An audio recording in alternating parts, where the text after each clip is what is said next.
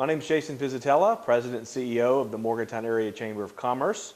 We're pleased that you've been able to join us for this campaign interview process where we've invited all of the candidates for the House of Delegates in the 51st Delegate District to join the Chamber and spend between 10 and 15 minutes with us answering our questions that are of interest to the business community and the greater Morgantown area as a whole. All of the candidates have agreed to participate and limit their answers to 2 minutes for each question. And we're pleased that you've been able to join us and hope that you'll find this candidate information segment very informative. We're here with Barbara Evans-Fleischauer, incumbent candidate and Democratic nominee for the House of Delegates in the 51st District. Barbara, thank you for joining the Chamber this morning and being willing to answer some of our questions. The first question is, the Governor and General Assembly in the state of North Carolina have been criticized by business groups and some professional associations, most recently the NCAA, over the passage of House Bill 2, which has been otherwise known as the bathroom bill. If elected, would you support or oppose a bill of this nature, or would you support or oppose a bill that is similar to the Religious Freedom Restoration Act that came before the legislature in West Virginia in 2016?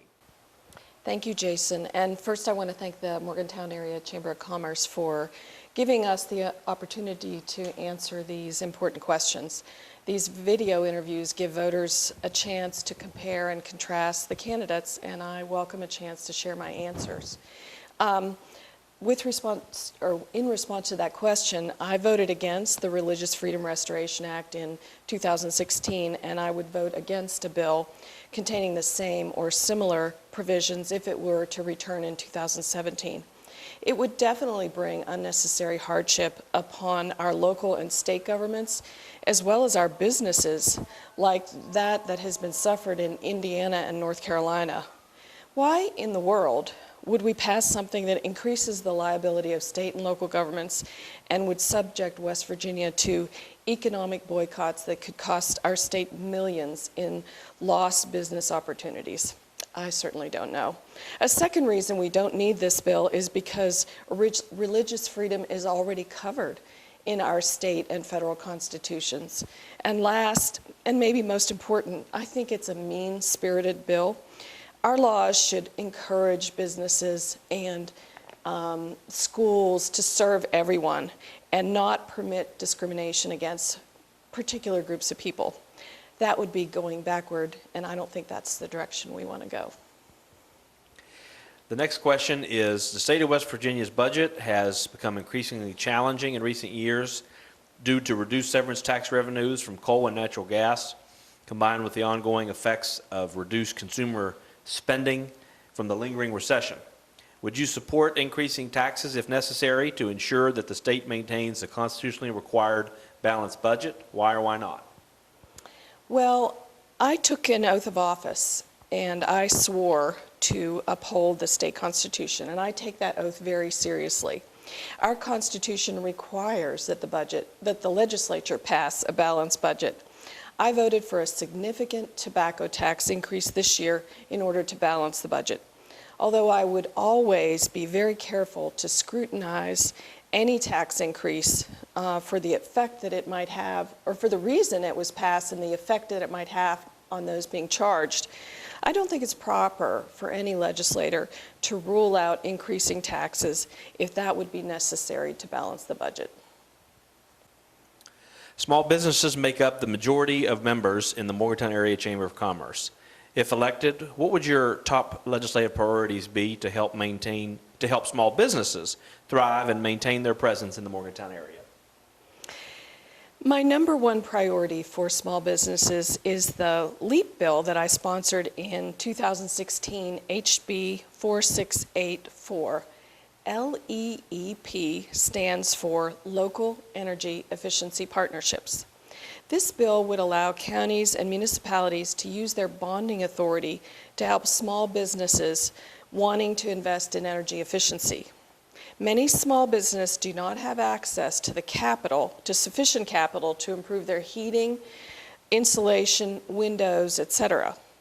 109 local and state governments have passed this legislation so that small businesses can save on future energy costs, and so should we.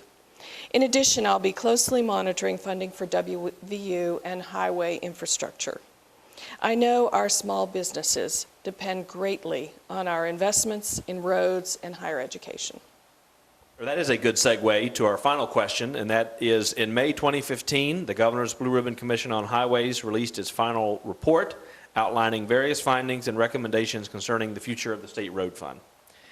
Would you support an increase in the gas tax and/or registration fees paid at the Division of Motor Vehicles to fund additional investments in our highway infrastructure projects both in this area and throughout the state? Why or why not? Well, Jason, first, I'm pleased that the legislature was able to pass the local bill, HB 4009, so that Monongalia and other counties can raise revenue at the local level to be matched by the state for the purpose of improving roads and public transportation. That's a start.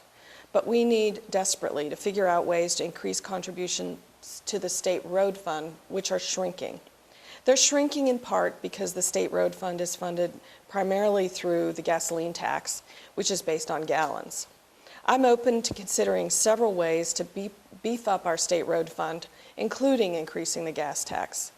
We need only to look at the construction happening in Pennsylvania, where they increased their gas tax. All we have to do is drive across the border to see the improvements in their roads. I'm also willing to consider changing the gas tax to be mileage-based, to increase fees, to pass a road bond, or other measures. I think it will take a combination of different types of funding, and that it will be a very delicate balance, political balance. Well, thank you, Barbara, for being a guest of the Chamber this morning and for being willing to answer our questions. And best wishes in your candidacy for re-election on November 8th, 2016. Thank you so much. We're here with Cindy Fritsch, an incumbent and Republican nominee for the House of Delegates in the 51st District. And Cindy, we appreciate you coming in this morning and joining the Chamber and answering some questions that our Board of Directors have for each of the candidates. And the first one is, the Governor and General Assembly in the state of North Carolina have been criticized recently by business groups and some professional associations like the NCAA over the passage of House Bill 2, which is otherwise known as the bathroom bill. If re-elected, would you support or oppose a bill of this nature, or one similar to the Religious Freedom Restoration Act that the legislature considered in 2016? Well, thank you for having me here today, Jason. I hope you enjoy your new position with the Chamber of Commerce. I would hope that local businesses would want to protect women and children when they go into locker rooms and into restrooms, and I would hope that they would want them to be protected. And as far as the RFRA, the Religious Freedom Restoration Act, that was a legislation that President Bill Clinton passed on the national level when he was president. But the courts have determined that statewide you do not receive protections unless the states pass a statewide RFRA bill. And I did vote for RFRA when I was serving, and if it were come on the agenda, I would vote for it again. Next question is, the state of West Virginia's budget has become increasingly challenging for the legislature to put together in recent years due to reduced severance tax revenues from coal and natural gas, combined with the ongoing effects of lower consumer spending from a lingering recession. Would you support increasing taxes if necessary to ensure that the state maintains the constitutionally required balanced budget? Why or why not? Well, as you know, I serve on the Finance Committee in the legislature. This has been my first 2 years serving there. And this past regular session, I was one of only 3 legislators in the House of Delegates who voted yes for the 45-cent increased tax on cigarettes. While I was in the legislature this year, I felt like the coal industry was in a free fall and that our state budget would be in trouble. So I was willing to support the cigarette tax increase, even though I'm a Republican. And a lot of us felt that this was an effort by the governor to brand us as being for tax increases. But it was necessary in order to have a budget, so I voted for that. And the rest of the legislature did not support that. The Finance Committee did not support the cigarette tax at that time. Therefore, I sponsored legislation for sweeps of agencies, and I will continue with that. I was surprised to learn on the Finance Committee how much control the governor has over the budget and how dependent we are upon revenue forecasts from the governor. So it's also very difficult to work with agencies sometimes. It felt like pulling teeth in order to find places to cut.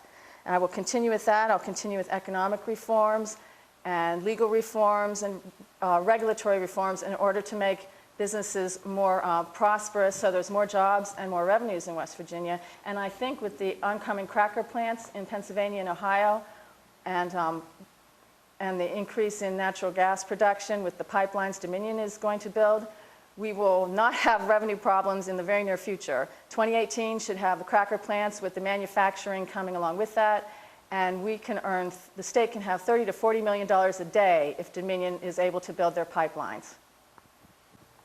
Small businesses make up the majority of the members in the Morgantown Area Chamber of Commerce. If reelected, what are your top policy priorities that would help small businesses thrive in the Morgantown area? Well, less restrictive regulations on business will be helpful. As I mentioned, I'm vice chair of Legislative Rulemaking and Review Committee, and just this past year, we eliminated 144 archaic rules. So they were not necessary for the safety of the public, so we just got rid of them. And we'll continue doing such. I sponsored the Small Business Capital Act to allow crowdfunding for venture capital for small businesses. That passed the legislature. I was the first sponsor of the first Uber bill in the legislature. It passed this year. I was not the sponsor, but we passed it. And I was a sponsor of the Neighborhood Reinvestment Act that the Chamber supported. The Senate bill passed. And I've sponsored many economic reforms, which if I have time, I'll get back to. I also will try to provide a drug-free workforce. I serve on the newly created House Committee for Substance Abuse Treatment and Prevention that was created at the beginning of the year. I've sponsored many bills and a lot of them passed. The crime bills that I sponsored did not pass, unfortunately. But I sponsored bills to increase treatment for people on abusing or addicted. I sponsored a lot of bills to prevent drug trafficking, to help pregnant women on drugs, to decrease prescribing of painkillers by physicians. That passed. And a bill I'm very proud of that I sponsored and passed requires insurance companies to pay for drugs such as Suboxone, but that are not addictive. Suboxone treats substance abuse, but it's addictive. We provided EMS the ability to administer Narcan, and we went further this year. The last moment a bill could get on an agenda, we did it. We passed a bill so that people can go into a pharmacy and buy naloxone so they can administer that drug to their loved ones that are overdosing on opioids or even heroin, and it saves their lives. It's saving people's lives right now. There's many things we need to do to solve the drug problem, and that's a top priority for me, and I think will help businesses have a good, safe workforce. And a lot of the economic reforms I've passed throughout my service have been tort reform, workers' comp reform, medical malpractice reform. We eliminated prevailing wages. That saves the taxpayers. It saved them $20 million the first month. It saved Morgantown taxpayers $1 million the first day it went into effect. And I did vote for the Workforce Freedom Act. And I must say, when the cracker plants get up and the manufacturing starts moving in, the cracker plants aren't in West Virginia, but these reforms should help West Virginia businesses benefit. It should help bring in big businesses and good jobs, good paying jobs for West Virginians. And the last question is, in May 2015, the Governor's Blue Ribbon Commission on Highways released its final report outlining various findings and recommendations concerning the future of the State Road Fund. Would you support an increase in the gas tax and/or registration fees at the Division of Motor Vehicles to fund additional highway investments and infrastructure for projects in this area and throughout the state? Why or why not? Well, a road bond would go a great distance in funding projects, but that would need a dedicated funding source. Perhaps the existing toll roads in the state could fund it. I think there's a lot of folks in the legislature that are concerned about giving a lot more funding to the Division of Highways, considering that the performance and financial audit that we had done on the Division of Highways recently showed a lot of inefficiencies, and a lot of people suspect there's still corruption. So once we get a handle on the efficiencies and other things, I think there'll be more willingness to fund road projects. On the Finance Committee, I was able to make sure that the governor's bill to cut funding to the State Road Fund was never put on the agenda. He pushed that bill 2 years in a row. It would have cut $10 to $11 million out of state road funds. I don't think we can have enough money for roads. I know there's a lot of problems around here, and I'm sure the Grafton Road is going to be fixed by before October's over. That should be fine, and the flooding should be taken care of. Also, I'm not sure if all the funding is being utilized for the big road projects. I hope that the governor is not holding back funding for the Hobet project that he hopes to be his legacy, because there are projects all over this state that are more of a priority and that will be successful. And again, I'm going to continue on the Finance Committee to vet agencies and find ways to cut funding for things that are not necessary. The House of Delegates this year was much more aggressive in trying to find places to cut and try to work with the agencies. Sometimes it feels like pulling teeth, but I hope to continue that process so that taxpayers' money will be spent as wisely as possible, and we need to prioritize funding, and that's my goal. Thank you. Well, thank you, Cindy, for joining the Chamber this morning and answering our questions, and best wishes on November 8th, 2016. Thank you very much, and thank you for listening.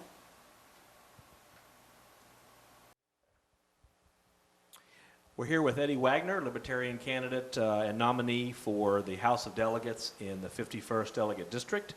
Appreciate him coming in to answer some questions that the Chamber has posed to all of our candidates for the state legislature. And the first question is, the Governor and General Assembly in the state of North Carolina have been recently criticized by some business groups and professional associations, most recently being the NCAA, over the passage of House Bill 2, otherwise known as the Bathroom Bill. If elected, would you support or oppose a bill of this nature, or a bill that was similar to the Religious Freedom Restoration Act that came before the legislature in 2016? You know, I guess they're sort of two separate things. You've got the bathroom bill and you've got the Religious Freedom Restoration Act. Generally, my position is that private businesses, have a right to run their business however they deem fit. With respect to this state at this period in time, if I'm elected in 2016 and serve 16 and 17 or 17 and 18, I think we've got bigger fish to fry. We had a $270 million budget deficit last year. That's not going to go away. We're going to need to make cuts. We're going to need to find a way to fund this government, and that's going to be my priority number one. Things like a Religious Freedom Restoration Act, I don't think they are necessary. I don't think it's beneficial. So if it's up for a vote, I'm probably going to abstain because I think it's counterproductive at this period in time. Next question is, the state of West Virginia's budget has become increasingly difficult in recent years to put together due to the reduced severance taxes from coal and natural gas, combined with the ongoing effects of the lingering recession. Would you support increasing taxes to ensure that the state maintains the constitutionally required balanced budget? And why or why not? Well, I think it's sort of a trick question. I don't think we need to raise taxes necessarily to maintain a balanced budget. Our state spends over 2 times per capita in tax spending versus our neighbors. That is to say, West Virginia spends between $12,000 and $13,000 per West Virginian. Ohio, Pennsylvania, Virginia, they spend about $5,500. Do we have better roads? Do we have better schools? I don't think we do. I think they're comparable, can certainly be made better, but I don't think increasing taxes is necessary. At some point, cuts are going to have to be made. I am in favor of lowering taxes, simplifying the income tax. It's not going to be popular, but it's something that has to be done. Small businesses make up the majority of the members of the Morgantown Area Chamber of Commerce. If elected, what are your top 3 policy priorities that would help small businesses continue to thrive in this area? I'm a lawyer. I am an owner of a small law firm. There's 2 owners, and we have 3 attorneys and several employees. In that regard, I am a small business owner. The biggest thing that I see standing in the way of the growth of small businesses here in West Virginia is we have a just labyrinthine tax structure and regulatory structure.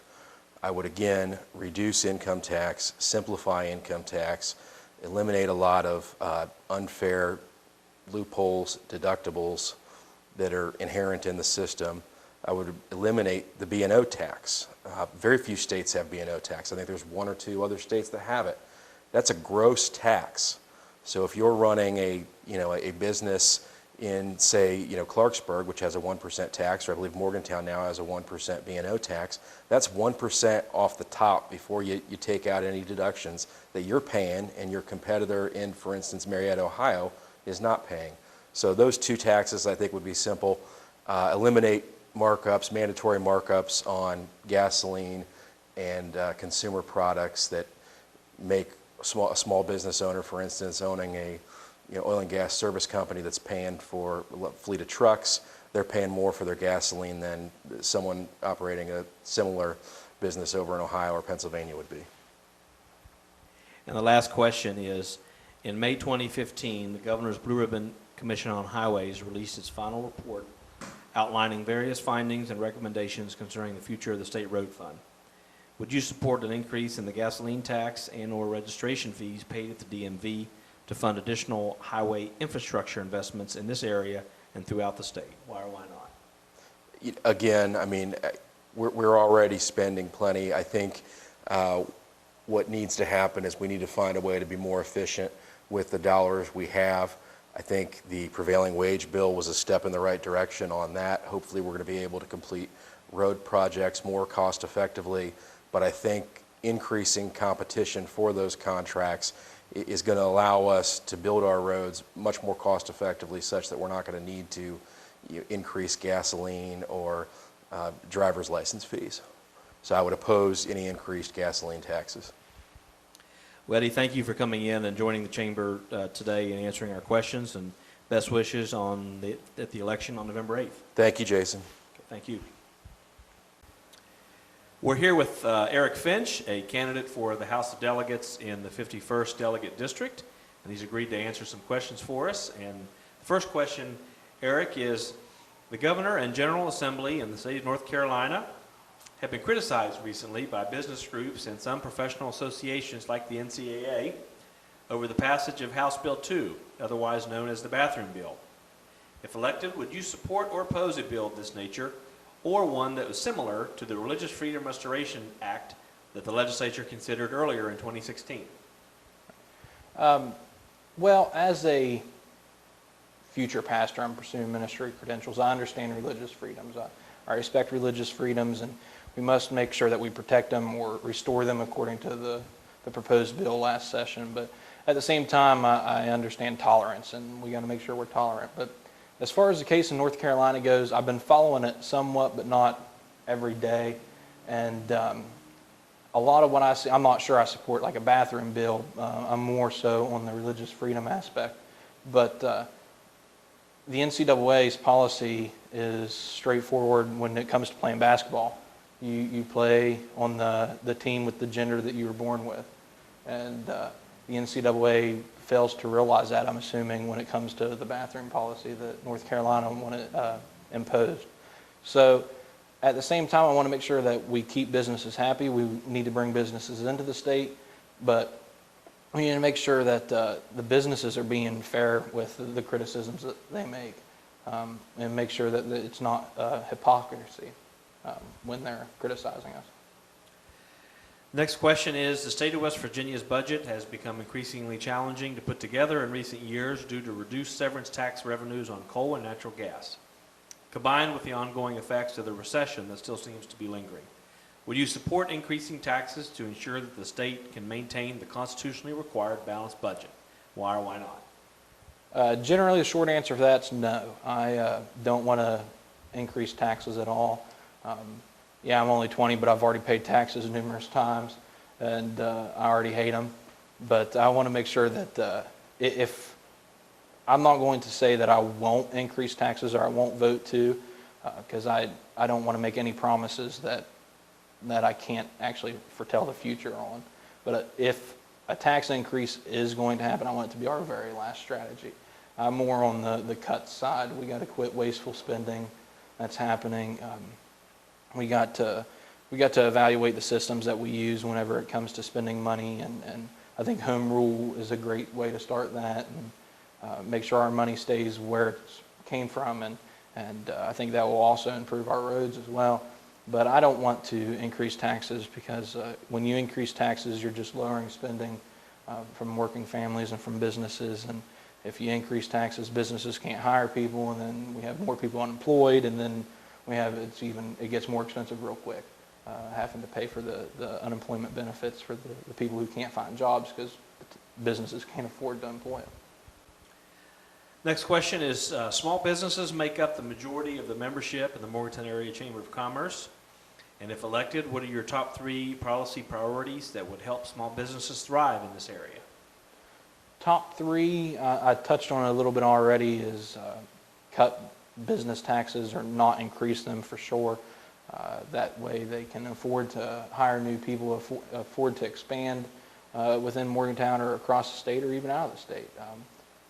They can afford to do things that businesses need to do and grow. Second thing, we've seen eliminating of business registration fees for young entrepreneurs, and I kind of want to expand on that. Yeah, it's great to encourage young people to invest and to go out there and start a business, but at the same time, whether you're 18, 20 years old or you're 40 years old, if you want to start a business, it's going to be great for the community. And we need to expand on that a little bit to encourage new businesses, as well as looking into restructuring the registration of businesses that already exist and their tax fees and keeping them here longer. A third is just kind of with infrastructure, really. Infrastructure thrives when businesses thrives, and business thrives when infrastructure thrives. And you can't really encourage a business to move to Morgantown if the first time they drive here they bust a tire on a pothole. So we have to make sure that we improve our infrastructure in order to encourage businesses to come to this area. The final question is, in May 2015, the Governor's Blue Ribbon Commission on Highways released its final report, which outlined various findings concerning the future of the State Road Fund. Would you support an increase in the gas tax and/or registration fees paid to the Division of Motor Vehicles to fund additional investments in highway infrastructure in this area and throughout the state? Why or why not? Once again, generally no. I don't like increasing taxes, but what I want to see us do there is restructure that as well.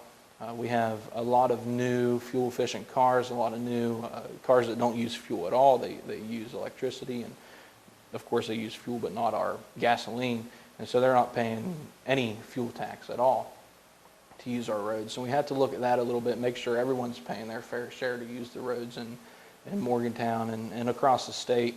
But I don't want to increase the fuel tax, because then we're still going to have the issue of not everybody's paying their fair share to use the road. So we have to make some changes there, and if, once again, last resort is increasing taxes. I don't want to do it, but if that's what it really comes down to, I won't promise you I won't do it, kind of thing. It's last resort, but I understand that sometimes we have to do things we don't like. Well, Eric, thank you for your time today, and we appreciate you coming in to answer the Chamber's questions, and best wishes on November 8th. Not a problem. Thank you.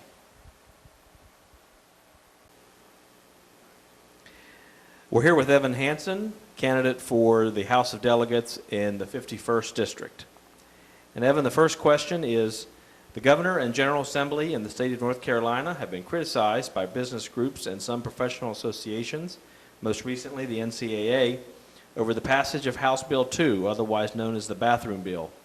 If elected, would you support or oppose a bill of this nature, or one similar to the Religious Freedom Restoration Act that came before the legislature in 2016? The Religious Freedom Restoration Act did come before the legislature last year, and it did not pass, and I'm glad that it didn't pass. This is an issue that's very important in terms of the state economy, and we only have to look at a couple other states to see what we dodged when we didn't pass that bill. In Indiana, they passed a similar bill, and they suffered around a $60 million hit to their economy. And in North Carolina, recently, like you mentioned, the NCAA has pulled some of their playoff games and some of their basketball tournament games from the state. So that has a real impact on people who work in these states and an impact on job creation. Another thing that happened in North Carolina right after the vote was that PayPal decided that they were going to withdraw something like 400 jobs from an operation center that they had planned to build in Charlotte. So it's a big issue in terms of growing our economy. We're in trouble right now in terms of jobs in the economy, and we need to do everything we can to create jobs. Now, on top of that, it's an issue related to how we could best attract and retain young people in West Virginia. And young people want to be in a welcoming and in an inclusive environment. And we need as many West Virginians to stay here, and we need to attract as many young people from out of state to move here. So for all those reasons, I would oppose that type of a bill. The state of West Virginia's budget has become increasingly challenging in recent years due to reduced severance tax revenue from coal and natural gas and with the effects of the ongoing recession. Would you support increasing taxes to ensure that the state maintains the constitutionally required balanced budget? Why or why not? Well, we had a very big budget shortfall last year, and we're going to have a very large one next year. So this is a critical issue as well. And there's really not that many options if you want a balanced budget. You can either cut your spending, or you could increase revenues, or you can draw from the rainy day fund, or some combination of the three. And the challenge is that over the last several years, we've already cut a lot from the state budget. We have a very lean budget at the state level. Now, there still may be some additional cuts that could be made, and if we find those, we should make them. But we need to look at options for increasing revenue as well. We need to make some investments, and if you make smart investments, they'll pay off over time, and they'll help us grow the economy. So there are different options for raising revenues. One example was in Governor Tomlin's bill, in his budget last year, when he proposed removing a sales tax exemption for people who use cell phones. And that never saw the light of day last session, but we should look at that, and we should look at a whole range of other options. And I can't tell you exactly what I would support or oppose until I see the whole package for how we're going to balance the budget through both increased revenues and cuts in spending. But I am open to the idea, and I do think it's important for us to invest in order to get rewards down the road. Small businesses make up the majority of the membership in the Morgantown Area Chamber of Commerce. And if elected, what are your top 3 priorities that would help small businesses thrive in the Morgantown area? Well, first of all, I should say that I am a small business owner.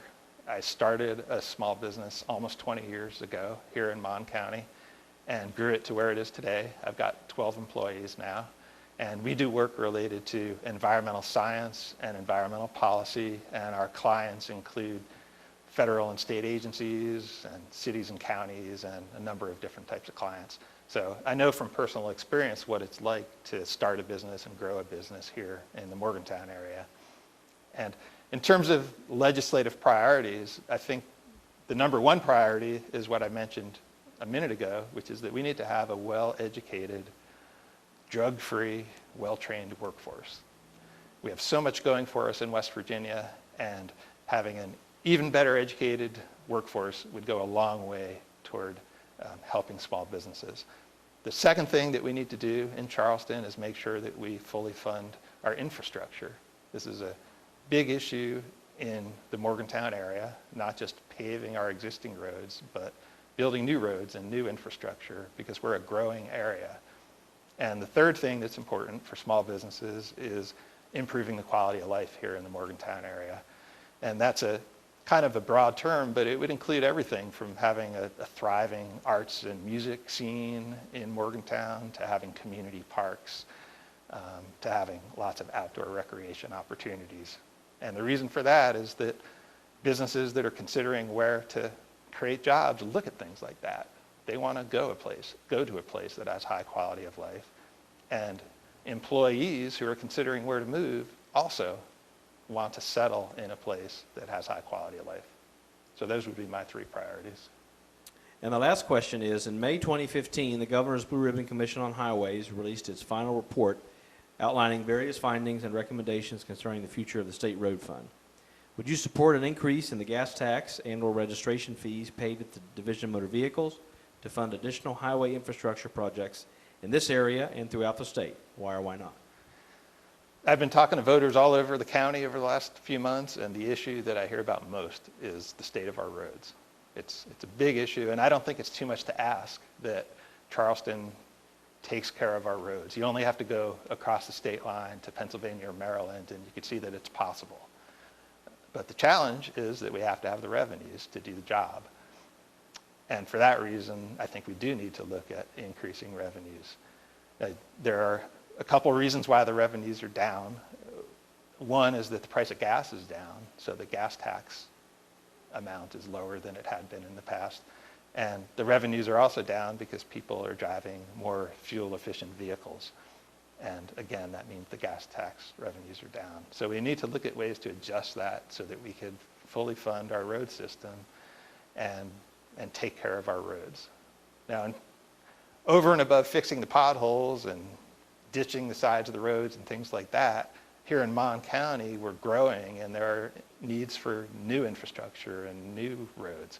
And one of the good things that the legislature did last year was called the Local Act, and that allows counties to have a referendum to potentially add 1% to the local sales tax for a fixed period of time that's tied to a specific road project. And I think that's a good approach because it puts the question to the voters, and it would allow us as a county to put forward a very specific road project and to fund it over a short period of time and then move on to the next one. Well, Evan, thank you for joining us at the Chamber this morning and for those answers, and best of luck on November 8th, 2016. Thank you. We're here with Joe Statler, a Republican incumbent and nominee for the House of Delegates in the 51st Delegate District. We appreciate him joining us this morning and being willing to answer some of our questions. And the first one is, the Governor and General Assembly in the state of North Carolina have been recently criticized by a few business groups and some professional associations, like the NCAA, over the passage of House Bill 2, otherwise known as the Bathroom Bill. If elected, would you support or oppose a bill of this nature?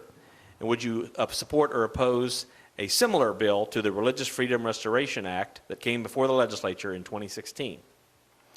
Well, I'm going to start off by preferencing the answers to these questions by saying that I do believe that there's far more pressing issues out there that's facing the state of West Virginia, and there's going to be more attention placed on those questions than what on these. But I'll also say that as to the bathroom bill that's in North Carolina, I have not read or researched that bill. I do listen to the news as everybody else and know that there is some things that's going on down there, and know that there's probably some, as everything, some knee-jerk reactions going on as to what this bill does or does not do.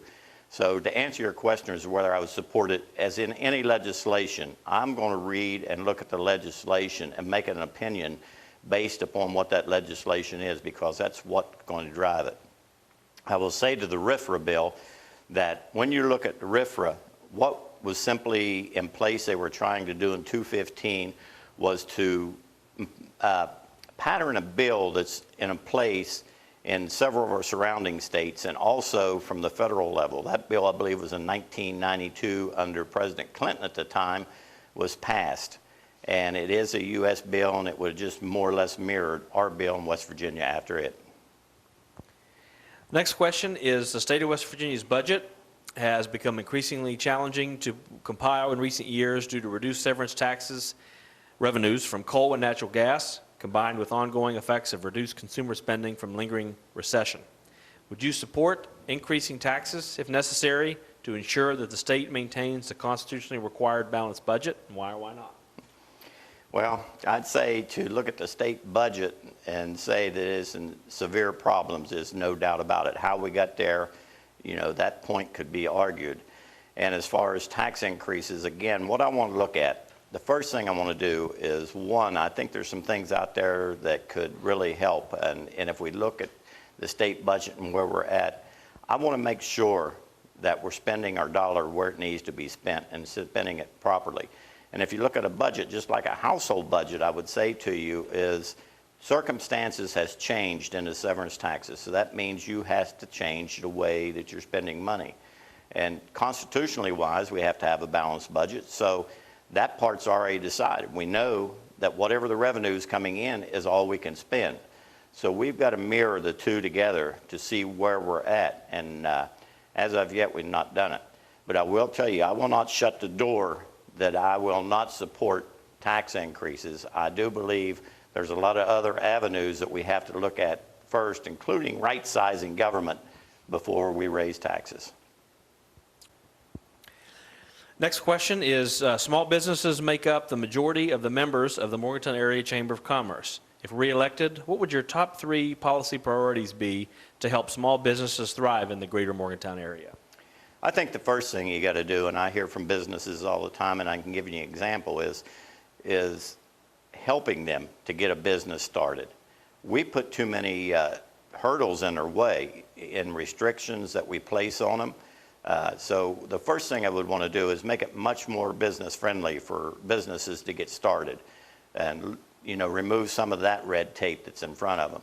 The second thing would be is once they are in business, they have a problem is competing in the first year or 2 is when they've really got to turn a profit if they're going to stay in business for small businesses. And so we need to look at our taxing structure and how we tax our small businesses and what they're doing, because those are, you don't only look at them as a sales tax and what's being out there, but what you look at them as is what they're employing and the income taxes and some things like that.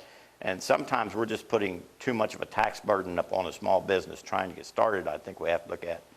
And of course, I think the last thing is that we have to look toward them is liabilities. How can we make tort reform so that they can do business, protect themselves and protect their customers, but at the same time not cause them to have a lot of liability insurances or that type of thing that's out there. It's cumbersome to them, and they're trying to predict against something that may or may not happen. So I think those are the ones that we need to remove to help them along.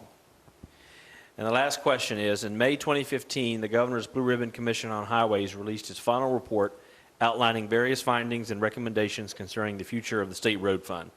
Would you support an increase in the gas tax or registration fees paid at the Division of Motor Vehicles to fund additional investments in our highway infrastructure, both in this area and throughout the state? Why or why not? I will tell you that a couple things that I would look at there is, I don't know if you know it, but over the past 2 years, the gas taxes actually went down because of the way the formula is written on gases that is spent out there or bought out there. Is the past 2 years, 1 penny a gallon has come off of the state taxes on the roads, and we all know that the roads, and especially in this area, are in terrible shape. And that, for every penny it comes off, is about $14 million worth of money going into the highway funds. So I think we have to look at that formula and see what's going on. When the price of gas is going down, is probably not the time that we need to be lowering the price of the tax on the gallon, because people doesn't really feel the pain as much there as they are seeing the highways. So I'm in favor of looking at that formula and seeing how that can be redone and reworked. The second question in that, as far as supporting infrastructure, and I'm a strong proponent of looking at the infrastructure and the way the funding goes into it. And I think if you look at that Blue Ribbon Commission's report and also look at the audit that came out from the legislative audit, there's some things that was found in there that to me is more of a management issue. And I think that we have to take care of our management issues before we look at how the funding is, because simply sometimes when you're trying to put out a fire, the last thing you want to do is throw more fuel on top of it. So I think that we look at our management issues. And I can give you an example that I don't think when they figure how much money per road mile goes into a certain county, say for Montague, for instance, I'm in the camp that I believe the roads are in worse shape in Montague County than they are a lot of places in the state. I don't think they take into account the amount of use. And I would say to you, we're a prosperous county, and I hope that continues. And for every truckload of stuff that goes across our road, it's worse than 100 cars traveling across the same road miles. So I think the formula itself has to be looked at as to how they fund the roads in West Virginia. Well, Joe, thank you for joining the Chamber this morning and for answering our questions, and best wishes on your candidacy for re-election on November 8th. Thank you very much, and thank you for the opportunity to be able to reach out to the public. We're here with John Williams, a candidate for the House of Delegates in the 51st District.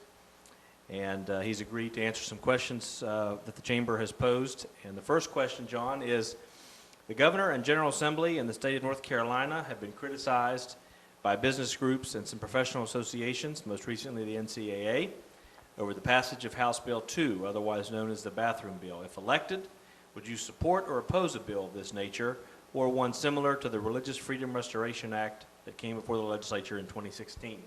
You look at a state like North Carolina, Jason. North Carolina does have a burgeoning economy. They're very diverse with the things that they have.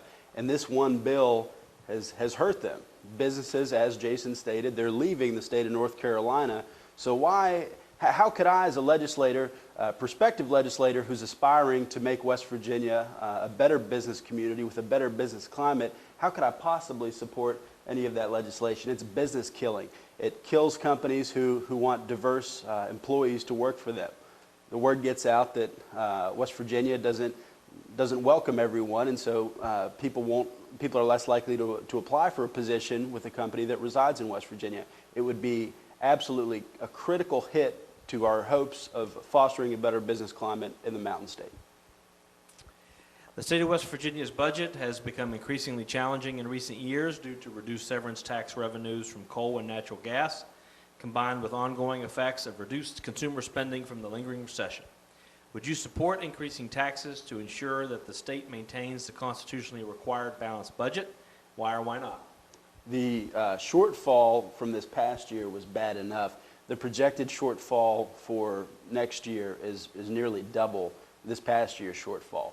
In West Virginia, we're already running a pretty bare bones operation. There's not a whole lot of fat to be cut off of it. So we do have to find new ways to get new tax revenue. One of my favorite ways to get new tax revenue is to bring in more people to pay taxes, i.e.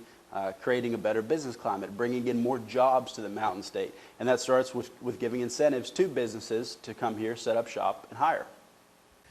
John, small businesses make up the majority of the membership in the Morgantown Area Chamber of Commerce. If elected, what are your top 3 legislative policy priorities that would help small businesses thrive in our area? I love this question. This is so perfect. Yesterday I was out in First Ward talking to some people out there, and some of the roads are chewed up out there. There's bumps in the road. I mean, it's just terrible. And a lady was telling me, when I knocked on her door, she was telling me that roads were her biggest issue and that she didn't like to leave her house very much.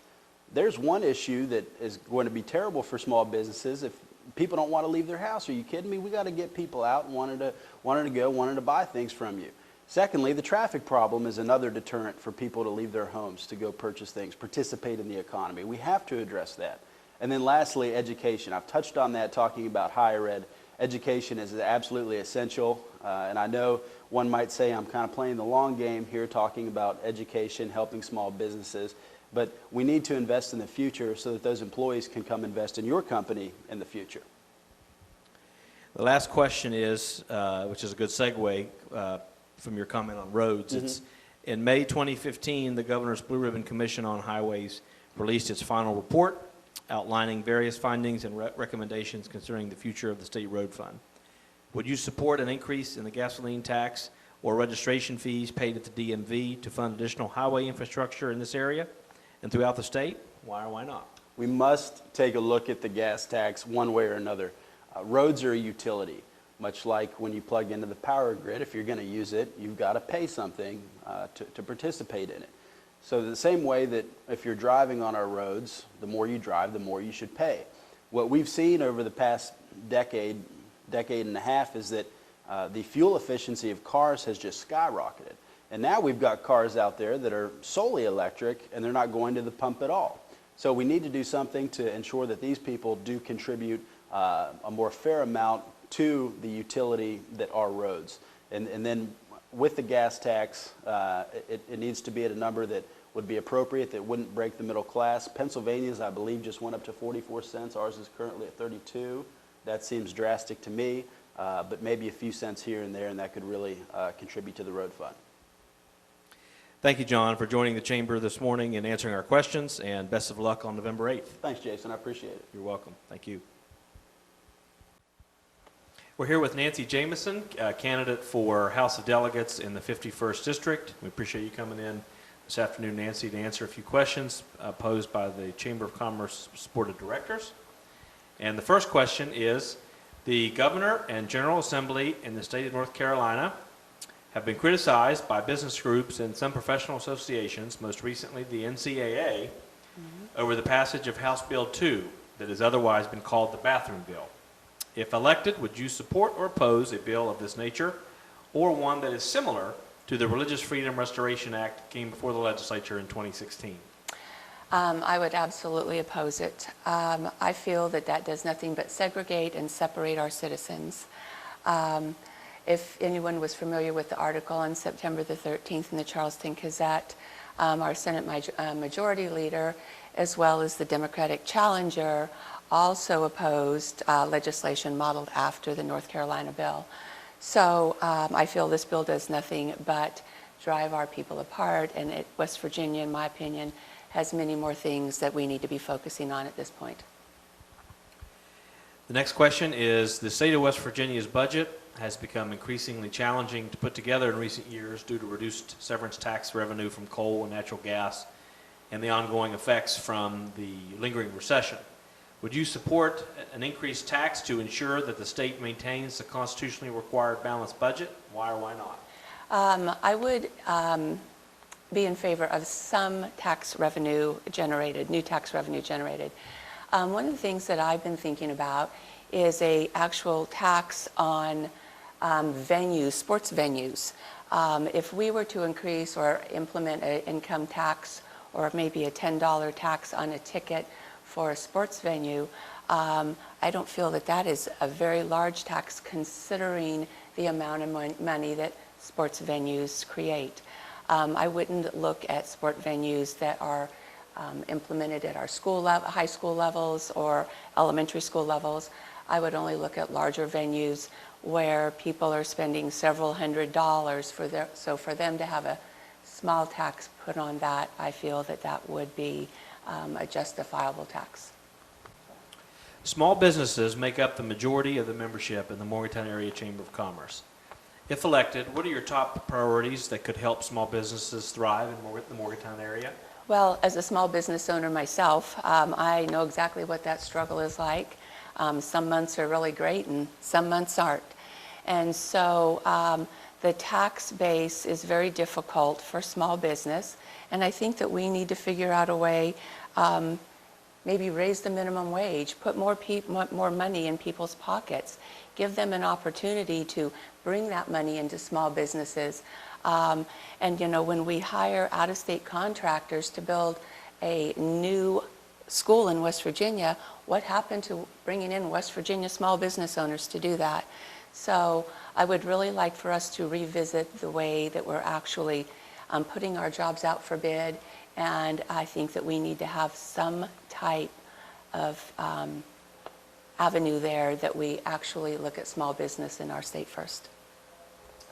And the last question is, in May 2015, the Governor's Blue Ribbon Commission on Highways released its final report outlining various findings and recommendations concerning the future of the state road fund. Would you support an increase in the gasoline tax or registration fees paid at the Division of Motor Vehicles to fund additional highway infrastructure projects, not only in this area, but throughout the state? Why or why not? I would definitely take a look at that. A small revenue tax on your vehicles, registration fee, a few dollars increase, I don't think that that's going to be something that's going to hit very hard in someone's pocket. You know, we really need to remember that a lot of people are struggling. We have a lot of workers out of work right now, and so we're going to have to be able to be conscious of all of our citizens, whether they're on the bottom rung or whether they're on the top rung. We need to make sure that we're taking care of everybody. Okay, that's the last question. And Nancy, we certainly appreciate you taking time to visit with the Chamber today, and best of luck on the November 8th, 2016 general election. Thank you so much, and thank you for having me. Thank you. We're here with Rodney Piles, candidate for the House of Delegates in the 51st District. And Rodney, thanks for coming in and joining the Chamber this morning. Thank you, Jason. And answering a few questions for us. The first one is, the Governor and General Assembly in North Carolina have been criticized recently by a few business groups and some professional associations, most recently the NCAA, over the passage of House Bill 2, which has otherwise been called the bathroom bill. If elected, would you support or oppose a bill of this nature, or one like the Religious Freedom Restoration Act that the legislature in West Virginia considered in 2016? I would be opposed to any RFA law similar to North Carolina's or the one proposed during the last session of the West Virginia legislature. These laws are supposed to protect religious liberty by allowing business owners to ignore anti-discrimination laws when it violates their religious beliefs. But there is legitimate fear that these laws would be used to discriminate against gays, lesbians, transgenders, and other minority groups. Since this law was enacted in North Carolina, it has cost the state over $395 million in benefits from canceled events and lost jobs from companies that changed their plans to locate there. Such a law in West Virginia could hurt our efforts to attract new businesses and would harm our travel and tourism industry. The next question is, the state of West Virginia's budget has become increasingly challenging to put together in recent years due to reduced severance tax revenue from coal and natural gas and the ongoing effects of the recession. Would you support increasing taxes to ensure that the state maintains the constitutionally required balanced budget if such a proposal came before the legislature? Why or why not? The budget process has reached the point where there may not be enough places to cut the size of state government. Some want to eliminate the promised scholarships, close state colleges, and eliminate various state agencies. These are not attractive solutions. With the state facing another deficit of over $300 million, the legislature will need to consider the possibility of new taxes. I would be willing to support an additional tax on tobacco that could generate $78 million in revenue and a telecommunication tax that could generate $60 million. I would consider a 5 to 10 cent per gallon increase in the tax on gasoline and an increase in the state income tax for those earning more than $200,000 per year. I would be reluctant to support a tax on services because of the burden in accounting and reporting cost it would place on some small businesses. I am opposed to bringing back the sales tax on food. Small businesses make up the majority of the members of the Morgantown Area Chamber of Commerce. If elected, what are your top policy priorities that would help small businesses thrive in the Morgantown area? My top 3 priorities to help small businesses are indirect. First, work to improve education, to provide a fresh flow of new employees for small businesses to draw from. I would support tax breaks for those small businesses that expand to create new jobs. Second, work to expand broadband and high-speed internet throughout the state to give small businesses the needed information and help to extend their services to a wider area. And third, work for better roads to deliver their goods and services and bring customers to them. But most of all, I want to be a link between small businesses and the state bureaucracy, help connect them with needed information and services, help cut red tape when needed, and be there to listen and help them always. That's a good segue to our final question, and you already answered it partially. And that is, in May of 2015, the Governor's Blue Ribbon Commission on Highways released its final report outlining various findings and recommendations concerning the future of the State Road Fund. Would you support an increase in the gasoline tax or registration fees paid at the DMV to fund additional investments in our highway infrastructure, both in this area and throughout the state? I would favor and support an increase in the gasoline tax. People who have engaged me on this issue have said they would be willing to pay an additional 5 to 10 cents more per gallon if it would improve the roads. Such an increase should be made without being capped at $2 per gallon, as some have suggested. With the price of gasoline now priced at more than $2, a gas tax increase would have gone away. A cap of $3 would be more reasonable. I would support increased fees at the DMV, some of which have not seen an increase in 30 years. I think some consideration should be given to an increase in the use tax for heavy trucks, the vehicles that cause the most damage to our roads. Rodney, thanks for coming in and answering our questions, and best of luck on Election Day, which is November 8th, 2016. Thank you, Jason, and thanks to the Chamber. We're here with Roger Shuttlesworth, Republican candidate and Republican nominee for the House of Delegates in the 51st District. Roger, we appreciate you coming in to answer some questions that the Board of Directors of the Chamber has for all its candidates for the state legislature. And the first question is, the Governor and General Assembly in the state of North Carolina have been criticized recently by some business groups and some professional associations, such as the NCAA, over the passage of House Bill 2, otherwise known as the bathroom bill. If elected, would you support or oppose a bill of this nature, or one similar to the Religious Freedom Restoration Act that came before the legislature in 2016? That's a very interesting question, a very good one to start with. I do not support allowing different genders in the same bathroom. I would certainly support companies, businesses creating a third option, which would be like a family room or an alternate room for someone who felt that they didn't want to go into their normal gender bathroom.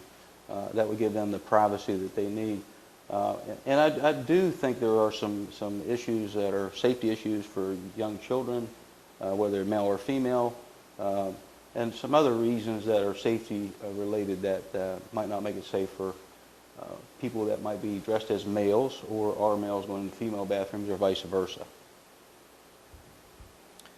Okay, the state of West Virginia's budget has become increasingly challenging in recent years due to reduced severance taxes from coal and natural gas, combined with the ongoing effects of the lingering recession. Would you support increasing taxes to ensure that the state maintains the constitutionally required balanced budget? Why or why not?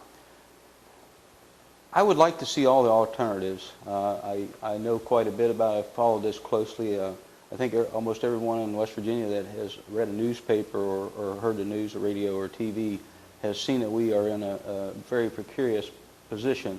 We've had a downturn in the amount of coal that's being brought out of the ground and sold.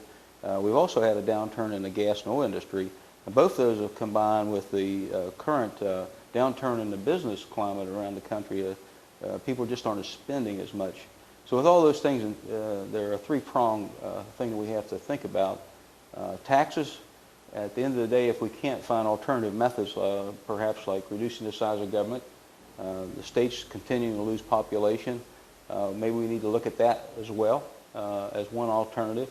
I think there's projected to be almost a $400 million shortfall. I think when we get to Charleston and we start discussing these things, we've got to look at all the options, because I don't think any one option is going to take care of the entire problem. Some people have mentioned tobacco tax, they've mentioned gasoline tax, they mentioned also the reduction of the size of the state government. And there are certain areas you cannot touch there. You don't want to touch police agencies, the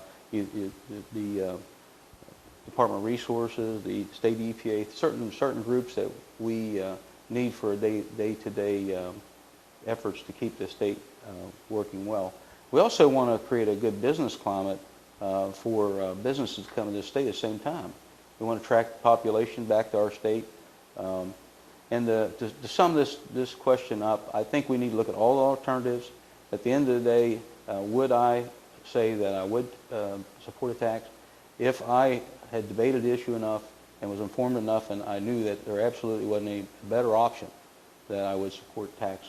But that would take that much effort. I'd have to be know that that was the only option we had. Next question is, small businesses make up the majority of the membership in the Morgantown Area Chamber of Commerce. If elected, what are your top priorities that would help small businesses thrive in the Morgantown area? One of the biggest things, and I think we've made some strides in it recently, is the good business climate. Good business climate is low taxes, and with low taxes, excuse me, I got a drink of water if you don't mind.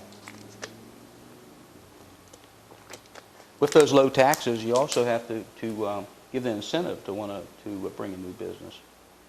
And when I say incentive, they have to have an opportunity to make a profit. Usually businesses survive, fail, or thrive based on whether or not they can make a profit. They're willing to compete on an even keel.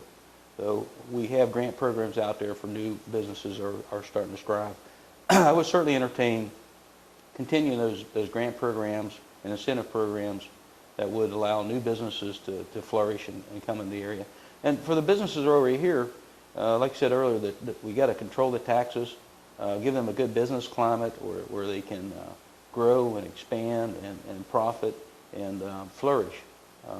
I think that this community is growing very, very fast at this point in time. And there's a lot of new businesses being created. And I think that we are one of the positive sides of the state of West Virginia, and we are doing things in a very good way where they wouldn't continue to flourish. There are, like I said, there are some negatives. The taxes are one of the biggest issues, and costs. If we can keep those things down and give a good environment for new businesses to be willing to invest the money that's required to start up a new business. Last question, Roger, is in May 2015, the Governor's Blue Ribbon Commission on Highways released its final report outlining various findings concerning the future of the State Road Fund. Would you support an increase in the gasoline tax and/or registration fees paid at the DMV to fund additional highway infrastructure projects in this area and throughout the state? Why or why not? I think we look at that as a almost like what I call a sin tax. You know, the people who run the highways buy gas. It's obvious. And it's easy to take care of that problem by saying we're going to add a gas tax. And would I be totally opposed to a gas tax? No. At the end of the day, if we can't find other alternatives to maintain our roads, keep our roads in a situation where we are damaging vehicles. I know I've seen an article just yesterday in a local paper that the number of folks that need repairs to their vehicles and actually made a request for this Department of Highways to fix their vehicle was up tremendously, like 8 times what it normally would be. So we obviously have some problems out there on our highway system, and they need repair. We need to look at that closely. We need to look at our current funding sources, and are there any other sources that we can gather in and meet some of that shortfall. And personally, I think we need to be on the cutting edge. I think we need to not only repair what we have, but we need to look to the future and think about expansion. Morgantown is a perfect example. We have an interstate system here. It's a 2-lane road. Is that going to be enough for perhaps a 200,000 population in Montague County coming in the future? Probably not. And I think there's some studies out there now that are talking about increasing the highway to a 3-lane highway from the state line here near Morgantown all the way to Clarksburg. So I think that if we're going to do those kind of things and look toward the future, we're going to have to come up with, be creative and come up with new revenue sources to actually sustain that and to make that possible. Thank you, Roger, for coming in. That's the last question. Appreciate your time, and best of luck on the November 8th general election. Thank you, Jason. Thank you.